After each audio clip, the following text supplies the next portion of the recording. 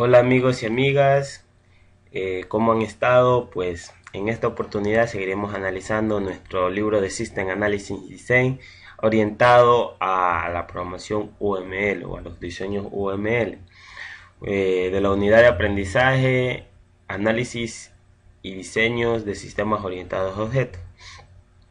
En esta oportunidad o en esta ocasión nos toca analizar el capítulo número 8 de nuestro libro.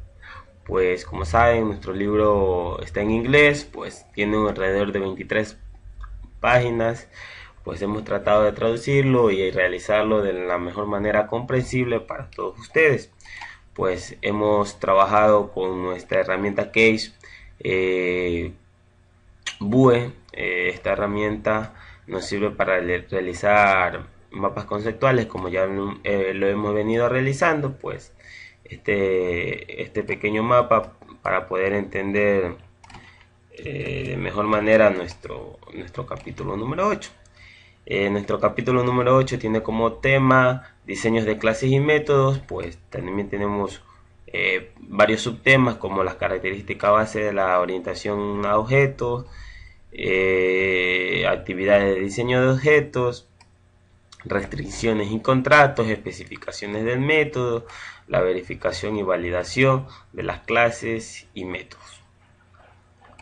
Bueno, para comenzar, diseño de clases y métodos, pues una definición sencilla es donde todo el trabajo se realiza durante el diseño. Dentro de nuestro diseño de clases y métodos se realizará durante esta sección. Bueno, en un sistema orientado a objetos los cambios pueden tener lugar en diferentes niveles de abstracción. Los cambios que tienen lugar en un nivel pueden afectar otros niveles. ¿Cuáles son estos niveles? Incluyen variables, métodos, clases, objetos, paquetes, bibliotecas, niveles de aplicación y sistema. Si nosotros realizamos algún cambio dentro de estos niveles, van a cambiar en todos porque pueden afectarlo. Dentro de las características básicas de la orientación del objeto, pues necesitamos saber qué lenguaje de programación se va a utilizar para implementar los diferentes aspectos de la solución. Debemos tener conocimiento de qué lenguaje vamos a utilizar. Pues aquí tenemos diferentes definiciones de características que debemos tener claro para trabajar con programación orientada a objetos, que ya la hemos venido revisando, como clases, objetos, métodos, mensajes, encapsulamiento, polimorfismo, herencia, ocultamiento de información, entre otros, que la vamos a ir analizando poco a poco.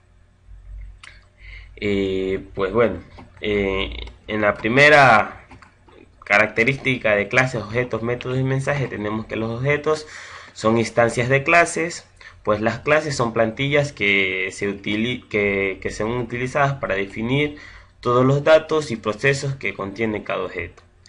Los métodos son usados para implementar las operaciones que especifican el comportamiento de cada uno de los objetos, y los mensajes pues son llamadas a función o procedimientos de un objeto a otro.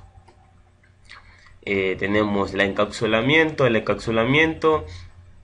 pues es el mecanismo que combina los procesos y los datos en un solo objeto. Y el ocultamiento de información pues se refiere a que sugiere que solo la información requerida para usar un objeto estará disponible fuera del objeto. Esto quiere decir que el ocultamiento de información está relacionado con la visibilidad de los métodos y atributos, pues como dice su nombre mismo, los ocultará. Bueno, el polimorfismo y unión dinámica pues significa nada más que tener la capacidad de tomar varias formas. En los sistemas orientados a objetos podemos enviar el mismo mensaje a un conjunto de objetos para poder interpretarse de manera diferente para cada clase de objeto. Y la herencia pues permite a los diferentes desarrolladores definir las clases de forma incremental al reutilizar las clases definidas previamente dentro de la base de datos para la utilización de las nuevas clases. Los mecanismos de herencia más comunes incluyen diferentes formas de herencia únicas y múltiples. Pues puede ser una o muchas. También tenemos dentro de nuestros sistemas las características básicas. Pues hay una frase que nos trae nuestro libro, que es muy indispensable tenerla en cuenta. Pues según Coates y Jourton, un buen diseño es aquel que equilibra las concepciones para minimizar el costo total del sistema durante toda la vida. Para reflexión, esta frase, pues hay que tener en claro que hacer o realizar un buen diseño, tenemos que tener equilibrado nuestra mentalidad para nuestro futuro, para los costos que nos puede dar nuestro pequeño sistema o nuestro gran sistema que queramos elaborar. Bueno, dentro de esto tenemos el acoplamiento, la cohesión y la connivencia. Pues dentro de nuestro acoplamiento, pues se refiere a qué tan independiente o interrelacionados están los módulos, clases, objetos y métodos en un sistema, lo que ya vimos en las características. Esto de qué depende o cómo pueden estar nuestras clases, objetos y métodos.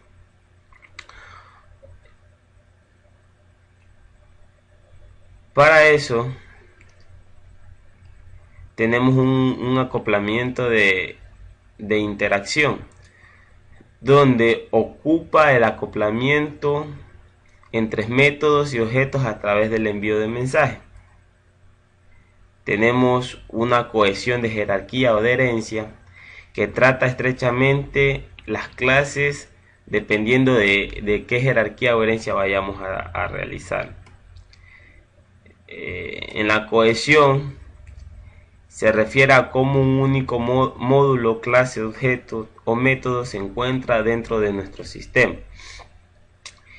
Bueno, aquí tenemos cómo va a abordar la cohesión dentro de un método individual, es decir, qué tan sencillo es un método, el nivel de cohesión entre los atributos y los métodos de una clase, es decir, qué tan simple es una clase, generalización y especialización. Este va a tratar de cuán estrechamente acopladas están las clases en una jerarquía de herencia. El nivel de acoplamiento y cohesión van de la mano. No obstante, la connivencia pues generaliza las ideas de cohesión y acoplamiento y las combina con los argumentos para la encapsulación. Pues la encapsulación tiene tres niveles: la encapsulación nivel 0, la encapsulación nivel 1 y la encapsulación nivel 2. En el nivel 0 se refiere a la cantidad de encapsulamiento realizada en una línea de código individual. En la del nivel 1, el encapsulamiento logrado combinando las líneas de códigos en un método, y la del nivel 2, lograr crear clases que contengan ambos métodos y atributos. Pues también tenemos las actividades de diseño y objetos. Pues dentro de nuestras actividades de diseño de objetos, pues tenemos que son realmente una extensión de las actividades de análisis y evolución. Las actividades utilizadas para diseñar clases y métodos incluyen las especificaciones adicionales del modelo actual.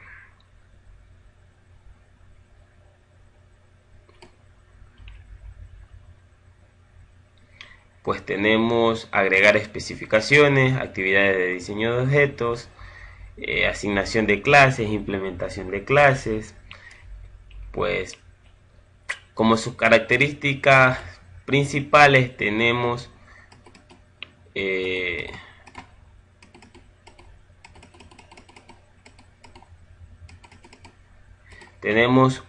Crucial revisar el conjunto actual de modelos funcionales, estructurales y de comportamiento. Es crucial revisar el conjunto actual de los modelos funcionales, estructurales y de comportamiento para saber qué tipo de sistema queremos realizar. Se debe considerar la posible reutilización de nuestros modelos en el análisis mediante el uso de patrones. ¿Qué patrones podemos utilizar o reutilizar? Una vez que las clases y los métodos individuales se han especificado y las bibliotecas de clases y los marcos y los componentes se han incorporado al diseño en evolución, se debe utilizar diferentes factores para reestructurar nuestro diseño. Aumentar la comprensibilidad de un diseño generalmente crea un diseño ineficiente. Por lo contrario, centrándose en cuestiones de eficiencia, entregar un diseño que es más fácil de entender. Importante asignar el diseño actual de las capacidades del lenguaje de programación utilizado. El único problema asociado con la implementación de objetos en el dominio del problema es la factorización de cualquier herencia múltiple, en los cuales tenemos reglas. La regla 1A y la regla 1B. En la regla 1A convierte las relaciones de herencias adicionales a las relaciones de asociación, y la regla 1B aplana la jerarquía de herencia copiando los atributos y métodos de las superclases adicionales a todas las superclases y eliminar la superclase adicional del diseño. También tenemos otra característica, que debemos descartar todos los usos de herencia de diseños de la clase del dominio del problema. Y un buen consejo que podamos dar acerca de la implementación de un diseño orientado a objetos, un lenguaje de programación tradicional, para que sea más rápido de nuestro posible proyecto a realizar. Tenemos nuestras restricciones y contratos. Pues, como sabemos, un contrato debe formalizar algo, ¿no? En nuestro análisis de diseño de clases y métodos, pues un contrato formaliza las interacciones entre un cliente y los objetos del servidor. Los contratos se basan en la noción legal de un contrato, donde ambas partes, el cliente y el servidor, tienen obligaciones y derechos. Pues en las restricciones se pueden escribir en un lenguaje natural, por ejemplo el inglés. En un lenguaje semiformal, por ejemplo Structure Inglés 32, o en un lenguaje formal, el otro era semiformal, este es un lenguaje formal, las restricciones de objetos de UML. También dentro de este subtema también están los elementos de un contrato y los tipos de restricciones. Pues los tipos de restricciones, pues tenemos las precondiciones, las postcondiciones y las invariantes. Las precondiciones, es decir, que los requisitos previos, las postcondiciones, los requisitos posteriores a la firma, y las invariantes, es decir, lo que puede pasar en caso de. Bueno, los elementos de un contrato, pues un contrato debe contener la información necesaria para que el programador pueda comprender qué es un método. Esta información, pues, o los elementos que incluye el contrato, pues el nombre del método, el nombre de la clase, el número de identificación, los objetos del cliente, los casos de usos asociados, la descripción, los argumentos recibidos, el tipo de datos devueltos y las condiciones previas y posteriores a nuestro contrato.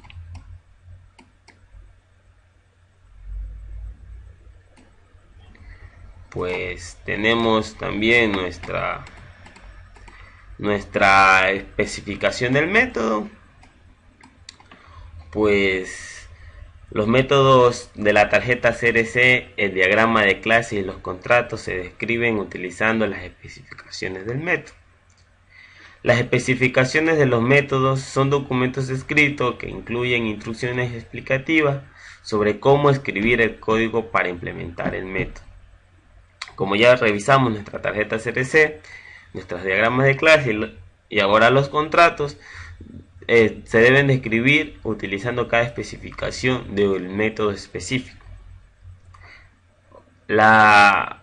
Bueno, y las instrucciones pues se deben escribir el código ya implementando el método que se vaya a realizar. ¿Cuáles son estos métodos?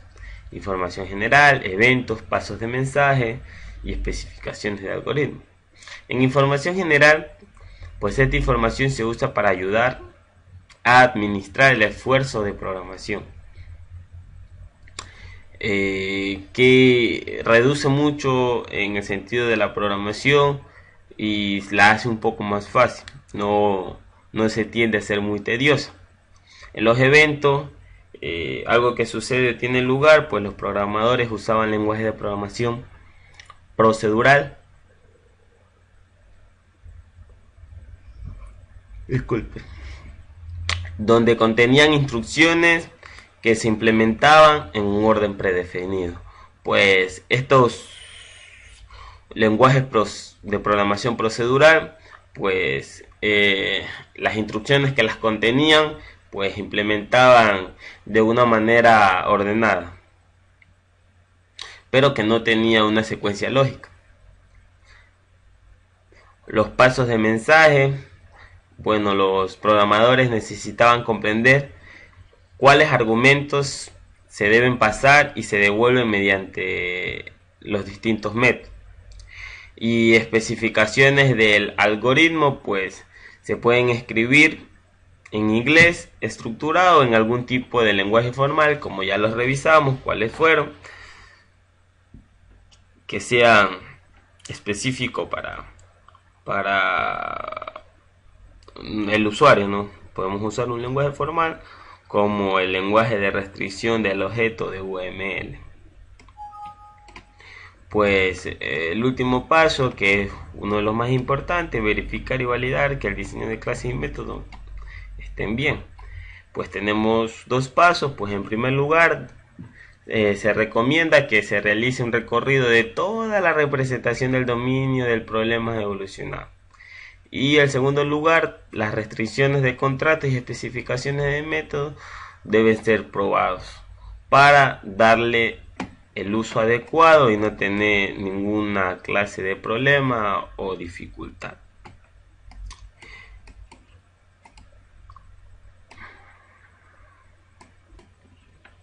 Pues aquí tenemos una imagen donde en sí nos resumen lo que quiere tratar este capítulo o cómo son los procesos que se van a trabajar.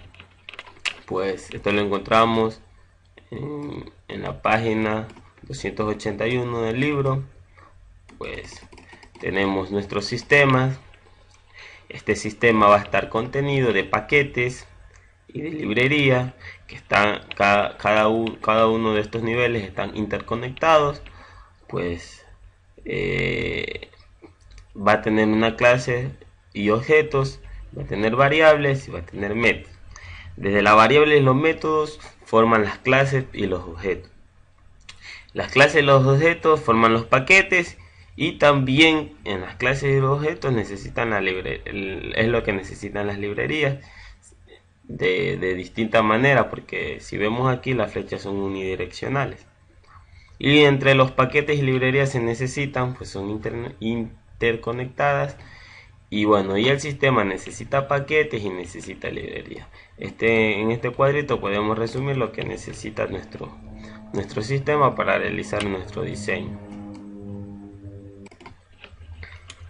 Pues bien, en la parte de los contratos, pues yo les estaba especificando más o menos cómo se realizaba. Pues aquí tenemos también en la página 307 el modelo de un contrato. Pues lleva la clase el nombre, el ID, el tipo, la descripción, la asociación, los responsables, los colaboradores del contrato.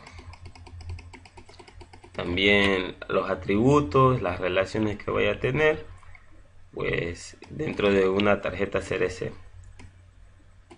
Pues más o menos basado en nuestro diseño. nuestra clase de diagrama, realizamos nuestro contrato. Pues también aquí tenemos el método name, el class name, el ID, el cliente, la asociación, la descripción del responsable, un argumento, el tipo, la precondición y la postcondición que queramos poner en nuestro contrato. Esto lo encontramos en la página 309 para tener una forma más clara de la definición de los contratos. Pues también en nuestro capítulo nos muestra, como en los anteriores, pues los elementos del Activity Diagram. Ya son algunos elementos que hemos estado viendo, pues el de acción, lo que representa la acción, la actividad, el class number, el control flow, el object flow, cómo inicia el nodo, cómo termina, la decisión a tomar, como tipos diagramas de flujo, pues el swing lane, cada uno de los elementos que ya hemos venido analizando y revisando. Acá tenemos también otra parte de los métodos que se vayan a utilizar. Pues es más o menos similar a un contrato, pues podemos irlo revisando. Pues ya para ir terminando, pues aquí tenemos la verificación y validación del ejemplo que ha venido siguiendo el libro, desde el punto de inicio al punto final, realizándolo con los elementos ya vistos, viendo si tiene validez para poderlo realizar. Buenos amigos y amigas, pues esto es un pequeño resumen del capítulo número 8, mostrando unos pequeños ejemplos que han venido en el libro. Espero que les haya servido de mucho aprecio. Pues si algo no quedó, alguna duda, pues podemos seguir revisando nuestro libro y esperemos vernos en una otra ocasión. Cuídense, bendiciones.